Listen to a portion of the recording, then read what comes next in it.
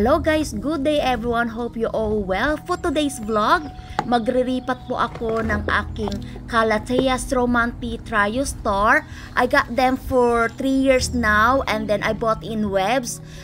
Cost me only £10.99. Dahil po ay maliit po yung plant pot niya, I managed to find and recycle this black plant pot.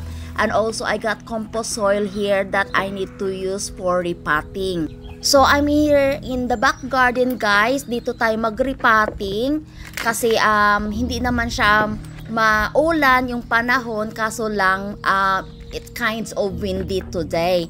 So ayan po mga kaibigan, did you know this Calathea Stromanthi Trio Star you can find in native jungle in Amazon. You can find in South America. This is the house plant, indoor plant mga kaibigan.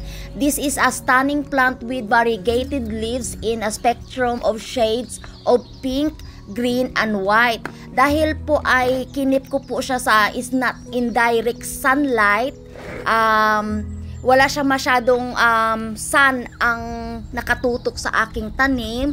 Kaya't mga kaibigan, nag-iba po yung kanyang kulay, is change color.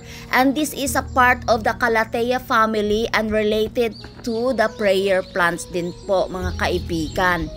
If you want to keep this plant and make this plant happy, make sure light bright indirect light po siya. And then the way you water them mga kaibigan, you need to fill the soil first. Once alam nyo na po yung soil na kunting dry na po, i-water nyo na po siya. And then make sure hindi pa siya over-drowned.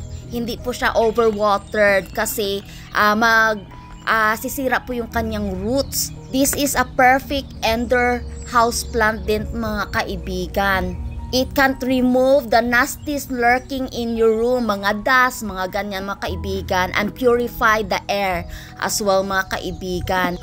And also it's safe around your furry friends or little people like kids. Ayan. This Calathea as known, Stromanthi sanguinea Trio Star din siya mga kaibigan.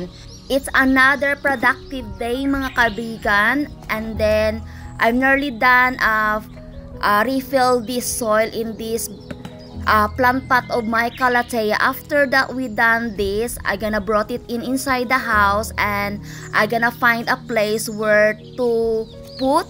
So maybe it's better off to put in the same place again mga kaibigan. Is in hallway area po sa entry. So that's it mga kaibigan. If you like this video mga kaibigan, please pa-like, pa-share, and pa-subscribe. And if you are new to my channel, don't forget to subscribe at i-hit ang notification bell para po ma-updated po kayo sa aking mga bagong videos na upload po sa aking channel. So nais ko lang pong pasalamatan po yung ating super sticker friend na si The Rocky Chef. Please don't forget to subscribe his channel guys. He's very generous and kind person and friendly. And also Sir David FP. To all the team Promote and team Bakbakan, mega shout out po and thank you so much sa love and support nyo po sa akin. Sa mga member natin, thank you so much din po. I finally find a home for this Calathea. So nilagay ko lang po sa hallway talaga mga kaibigan, para dagdag po kulay po or may tanim po tayo dito sa ating hallway. So make sure po guys na hindi siya overwatered yung ating Calathea para hindi po siya masira. I put some aluminum tray as well mga kaibigan in case po mag-drain po yung ating tubig galing po sa black plant pot, at least sasalo po yung aluminum tray. Nag-improvise po ako mga kaibigan, DIY lang ba. So ayan lang po may share ko po sa inyo mga kaibigan. Thank you for watching. God bless us all and keep safe everyone. Thank you so much to all the new friends to subscribe my channel. God bless us all mga kaibigan. Thank you so much ulit sa inyong lahat. Paalam muna, huwag kalimutang mag-hit ng notification bell para ma-updated po kayo sa aking videos. Bye for now mga kaibigan. Thank you for watching.